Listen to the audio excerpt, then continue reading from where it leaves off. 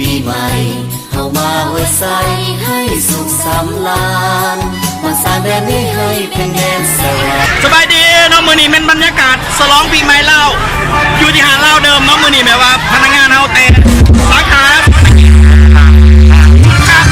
ผู้ใดบ่เมาบ่อยครับ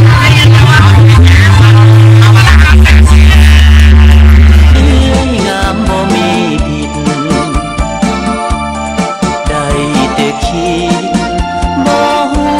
จะตัดสินใจสองน้องเอ้ยสร้างงามงามคู่กันไปทักเอื้อยใหญ่ยังนางน้องผู้โสภาอุกใจนักมีละหากนั้นมีปัญหายากนักหนาเพราะสองคนนั้นงามเหมือนกัน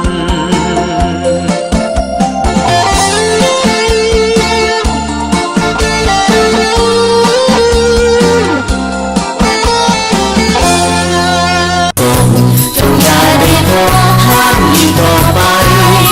ส่งสิ่งเป็นสิ่งที่เศร้ามองใจส่งสิ่งเป็นสิ่งที่เศร้ามองใจเพราะสิ่งที่ไรจงไม่มาแทนที่ให้ห่างมันอยู่เพื่อนเลยอย่าส่งไปเลยครั้งเดียวหนึ่งปี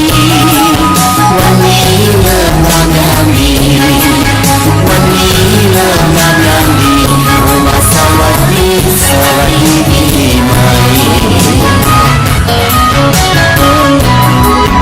หากใคร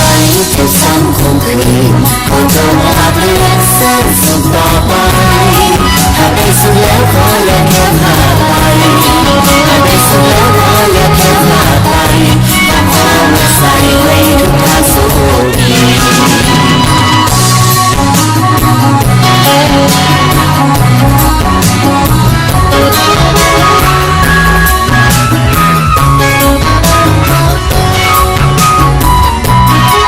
การง่ายๆเนาะ